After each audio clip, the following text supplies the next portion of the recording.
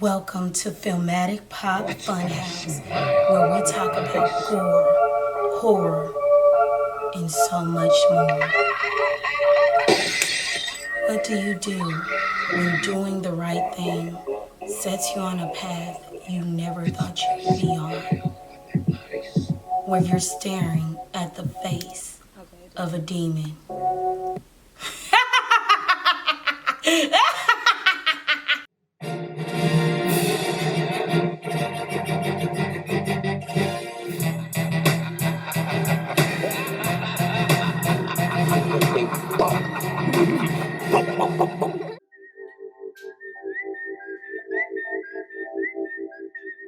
Hello everybody, welcome to my channel, Film-A-Tic Pop, where we talk about everything from movies, television, music, reviews, anything your heart's desires. So grab your popcorn, candy, and drinks, and let's get into this movie, Clown.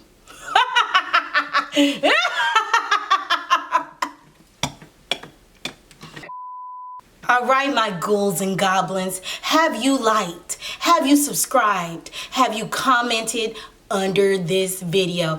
Guys, I'm trying to reach my goal of 1,000 subscribers, and you are going to help me on this journey. So if you like what you see, if you want more content, please give me a like, give me a subscribe, and comment, because I do want to know your perspective. I am so sick of these movies having me ask, what did I just watch? I have never felt so bad for somebody who was just trying to do the right thing. How you get punished for being a good dad? It don't make no sense whatsoever. I said, this don't make no sense. It don't make no sense. The movie Clown stars Andy Powers as Kent, Laura Allen as Megan McCoy, Eli Roth as Frowny the Clown or Cloyne, Peter Stormare as Herbert Carlson, Elizabeth Whitmire as Denise. Honestly, this movie was a trip, and I was here for every particular scene in it. I was here for it. I wasn't expecting it because this is considered a B movie. It is on Tubi. But with that being said, I was shocked because I hadn't heard about it, and one day I just decided, hey, let me watch Clown, because I do that, and I just was like, whoa, this was actually a pretty good movie. So let's go ahead and jump right into the synopsis of the film. So you have this gentleman who, he's a real estate agent, and the day is his son's birthday party, his son Jack's birthday party. So his wife is calling to see where he's at, and she received a call that the clown that was supposed to show up for the birthday party, he got double booked. Now, I'm sorry, I asked the same question. How you double book a clown? Like, make it make sense, Bob. But the clown was double booked. So she didn't know what she was going to do because Jack was looking forward to a clown coming. So the gentleman Kent, who is the father in this scenario, he's at the home that he's selling, so he's trying to figure out what he's going to do for his son. So he looks and he sees a bunch of costumes in the basement, and lo and behold, he opens this drawer, and it has a clown suit in it with the clown wig, all of the great stuff for the clown. So he puts it on, shows up, and of course he saves the birthday party. The son is elated. So you know, that was one of those sweet moments. I said, that is so sweet. Girl, you better give him some for that. That was so sweet. So after that, you know, he still has the clown suit on, and you know, they about to get frisky, you know, and make hot monkey love. But the wife couldn't get into it because he still had a clown suit on. So she was just like, I could never. Now, I'm sorry, ma'am, in this clown outfit, I think I look pretty good. But she said no, she could not do it. So she goes to take a shower. He ends up falling asleep on the couch. When he wakes up in the morning, he still has the clown outfit on, but he has to take his son to school. So he takes his son to school. He goes to run the rest of his errands, but he tries to remove the outfit. He can't get this outfit off. He tries to remove the paint. He can't remove the nose. He can't remove the wig. It's just not coming off. So he still has to go and handle his business and go to a home, make sure the repairs are there for that, because again, he's a real estate agent. So when he gets there, he tries to use some type of saw to take off the outfit. It broke the saw. He tried to use a knife to try to get this part of the clown suit off, and it cut his wrist. So when he got home, his wife Meg's father was there as well, and they're trying to set up an intervention for this man, because no one understands why he still has this clown suit on, but they're not realizing he has attempted to take this daggone suit off. So when he gets there, he tells the wife, hey, this is what's going on. This clown suit won't come off. So everybody's looking, because it's like she's staging an intervention, because he's starting to act weird. So as everybody's leaving, she's like, okay, let's figure this thing out. So she gets like some surgical tools, and she holds the nose like this, and then she tries to yank it off. And when she does, it doesn't work. But when she does pull it off, it's blood and his skin comes off. Now she thinks that he just used an adhesive or something like that, but no, the suit is not removing itself. It won't go. It said, no, Bob, we're one.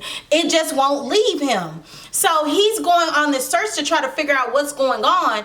And he goes back to his office to get the paperwork on that home where he got the clown suit. Smart man. So in the midst of him getting the paperwork, his secretary is like, hey, are you okay? This fool ends up coughing and vomiting some type of brown stuff on her.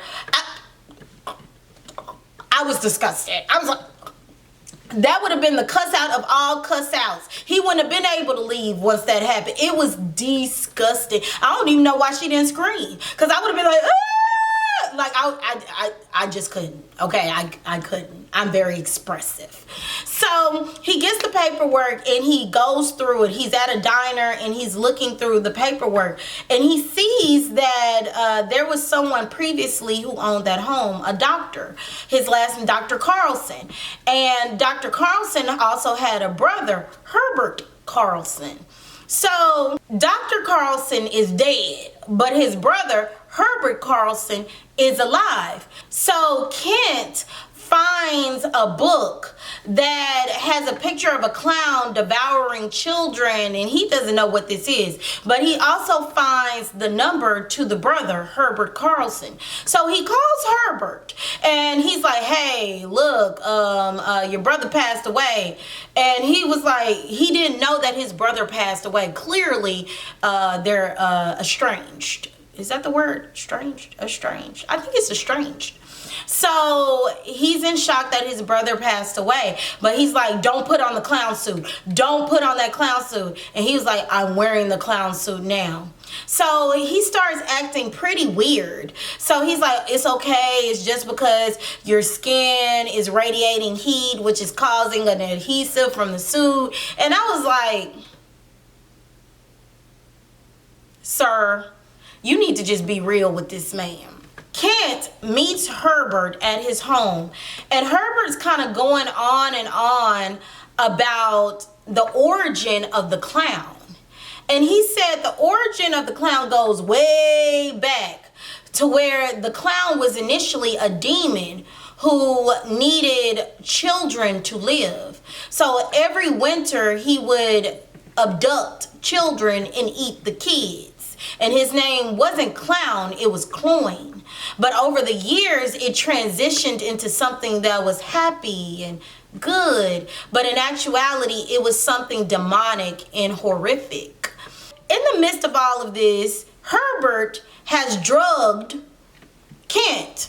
So Kent is like, what are you doing? So Herbert tries to kill Kent, but Kent overpowers him and knocks him out. And then not strangles him, and then ties him up and puts him in his car. So when he gets home, his wife Meg, Meg's father, brother-in-law, and I believe that was her sister, they were at the house, and they were like, what is going on, and why do you still have this clown suit on? So he tells them what has happened, but no one believes him, to the point where his brother-in-law tries to grab his head and take off the wig.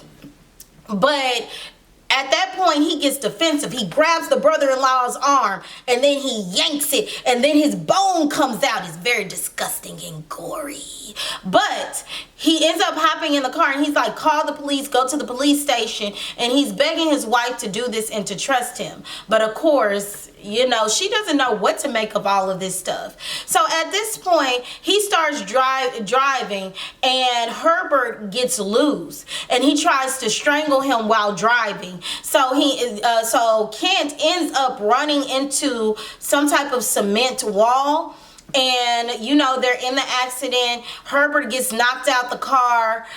Kent is walking. He's injured, but he's walking. And there's a gentleman who stops his vehicle to try to help out.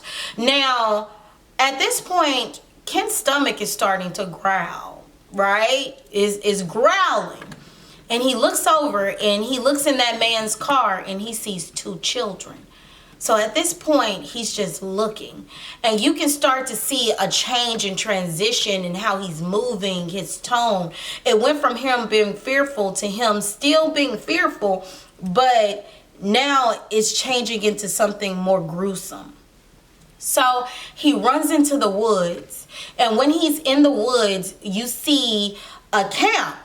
And the kids are camping out. So when they're camping out, one of the kids, I guess, left his plate. So the person in authority tells the kid, hey, you need to go clean up your plate. So the kid ends up leaving the tent to go get his plate. And he sees Kent in the woods.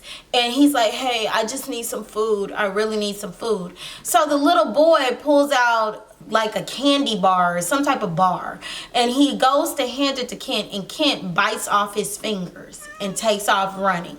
Herbert finds Meg and enters into their home, and he tries to tell her he is the only way to save her husband. So at this point, what can she do? Like, it's a really bad situation. So at this point, Kent is MIA. Herbert asks, where could he go as a clown where he's seen without being seen? And he goes, and she's like, oh my gosh. Oh my gosh.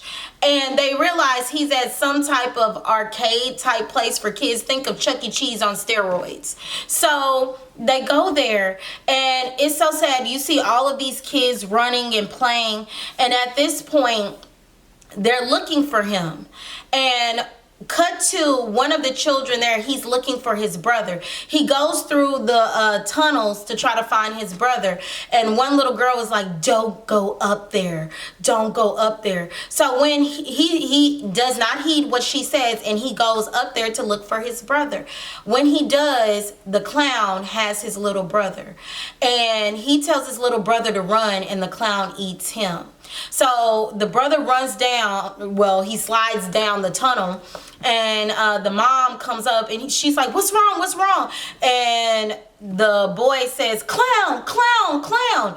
And out of nowhere, you see a bunch of blood just come down the tunnel. It's a frenzy at this point. Everybody's running. What's going on? You know, no one really knows, but they just know it's a clown going around killing people.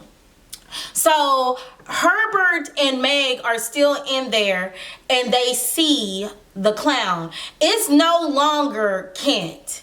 It's Cloyne. So at this point, Meg's like, Kent, come here. Please come. I want my husband back.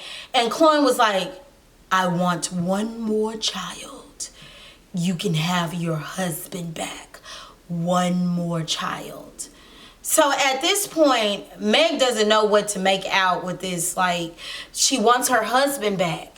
And in order for her to get her husband back, she got to get his demon a kid. So she ends up leaving Herbert in there, and the police come in and they take Herbert into custody. This heifer then goes to look for a child. The first child she sees, his parent finds that child immediately.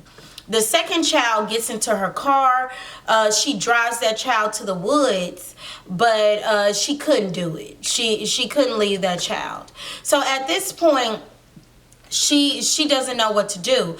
Now, let me rewind. When her and Herbert went to go look for Kent, Jack was with her father. She told her father to stay where you at, meaning don't stay at her house, go to your house and stay there. Do you think the father heeded what she said? No. And this is where it didn't make sense, okay? It made no sense whatsoever. Why would you, knowing that there is some type of dire situation, go to your daughter's house after she said do not come to this home to confront the man who is losing his mind with your grandchild in tow? You could have been putting your grandchild in danger, which he did. It made no sense to me. Out of the whole movie, that was the one thing that really pissed me off, because I'm like, sir, you died unnecessarily. Yes, that was a spoiler, but yeah, you died unnecessarily. It was just ridiculous. So Dad ends up getting murdered. She goes to her home, and at this point, Cloyne is there. It's not her husband no more. Kent is gone. Incognito. He is not there. He has fully transformed into this demon, Cloyne. So at this point, Cloyne is trying to get Jack, but Cloyne can sense that she has a baby in her because she pregnant, y'all. She pregnant. So Cloyne tries to take the baby out her stomach, but then she says, Jack, run. So Cloyne's like, yeah, Cloyne's like, so Cloyne goes to try to look for Jack. Jack finds a hiding place, but of course Cloyne finds it. So at this point, the mama bear comes out. She come out, she gets a hold of that clown, and she tries to beat him, but you know, she getting knocked up from pillar to post. I mean, she flying everywhere. He's punching, he's hitting. It's pretty bad. But she somehow is able to subdue him, get him down, and she tries to get Jack to not look. She's like, Jack, I need you to go and get the book so we can save Dad. And Jack's like, that's not Dad. So long story short, Meg ends up hitting Cloyne on the head and almost knocking his head off, decapitating him. And she thinks it's done, but then he still is moving because his head is not fully decapitated, and that's the only way to stop the clown. So she fully decapitates the head of Cloyne. And then you see the makeup fall off of the face, the wig moves, and you see Kent's head. And Kent is dead. Yeah, Kent is dead. So the scene ends with them packing up all of Kent's stuff, meaning the clown wig, the suit, all the nose, all of that has been packed up. And at that point, the suit is still there. So that means anybody who tries on that suit, that demon is going to come. Woo! Yeah.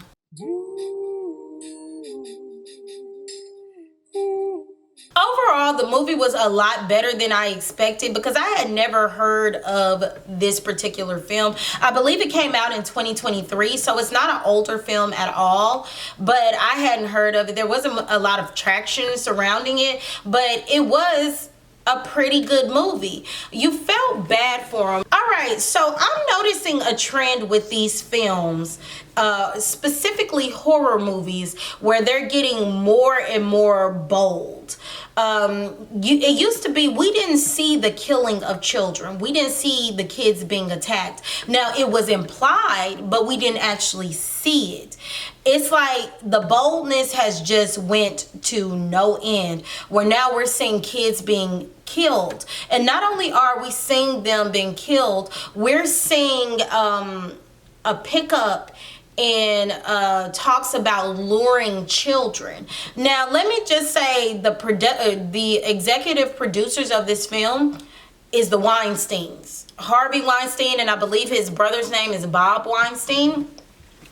And I'm trying to figure out this obsession with demons taking children and taking their innocence. And what does that mean within Hollywood? Because when you look at it, all of these forms of media is a sense programming, right? And it's used in a way to desensitize us to things that should be atrocities, but we're becoming desensitized to it. So take for instance, I remember when It came out, not the older It, the new It, and they showed It biting off Georgie's arm.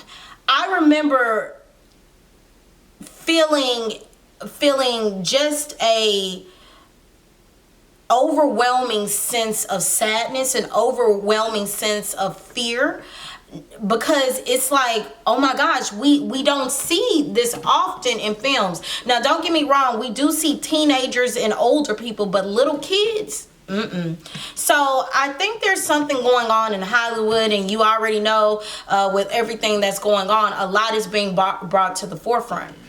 So all I can say is watch your children, because there's something in these films that's giving the message that there's powers that be and evil and demonic spirits that want to take and devour your children. You can take that however you will, but I truly believe there is a sense of truth to it. And we're not just talking on the spiritual level, we're talking about on the human level with this evil just amongst us. And there's people who are really trying to take the innocence of children.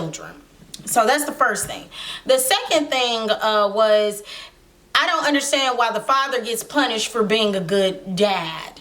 Like, the only reason he put on the clown suit was to save his son's birthday party. So he was like dad of the year in my book.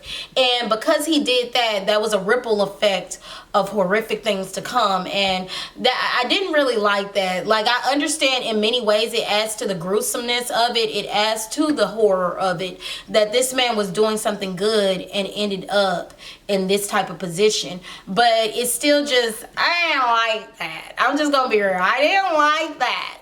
And lastly, the father. Again, and I said it before and I'll say it again, that was completely unnecessary, and I think whoever wrote the script should have really thought about that, because there was no reason for the father to be there. Now, it would have been more realistic if, I don't know, Cloyne had somehow used his powers to call the father to get him there. I don't know. But him just showing up to give Kent a piece of his mind, knowing that there was something outside of just the norm, because it seems like Kent was a good father and a good husband. Not saying he was perfect, but it does seem like overall he was a good person. So it just seems like this behavior he's been exhibiting is out of the norm for him. So if I was the father, I wouldn't have put my grandchild in that position. But that's just me. That's just me. So overall, if I had to rate this horror movie, shine bright like a diamond, I would rate it a good 3, because it was not bad. It really wasn't. And I think it's worth a watch. If you want to watch it, it is on Tubi and it's free. I love a free movie, honey. It's free. So, you know, it's getting closer to spooky season. We're in the midst of spooky season, but the spooky day is almost here. So if you want to watch a horror movie, go ahead and give it a shot. The movie is called Clown, and you can watch it on Tubi. So that is my review. I hope you enjoyed it. Please let me know what you think. What would you do if you were in that situation? Do you think the wife was actually being supportive to her husband in that sense, because he was trying to tell her what was going on? But I mean, it was a crazy story. So how do you think you would have handled that situation? So leave comments down below. Let me know what you think. Until next time, make sure you keep a positive attitude. Make sure you smile. And remember, be thankful for everything you have. Peace.